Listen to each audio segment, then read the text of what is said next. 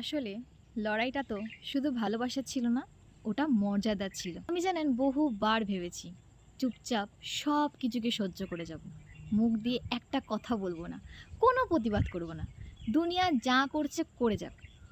কিন্তু তারপরে দেখলাম আমি যত মাথা নত করে থাকবো, সমাজ আমার গলা, আমার অস্তিত্ব একটা সময় নিঃশেষ করে দেবে।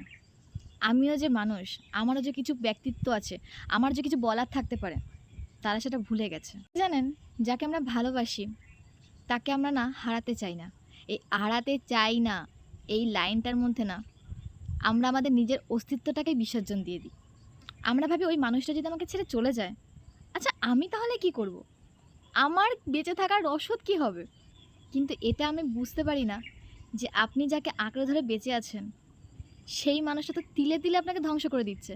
তাহলে এরকম বেঁচে থাকার আসলে মানেটা কি? যখন লড়াইটা এখানের হয়, সম্মানের হয়, মর্যাদার হয়, তখন কিছু জিনিস ছাড়তে শিখতে হয়। ধরে যত বেঁধে রাখবেন, আঘাতটা আপনারই লাগবে।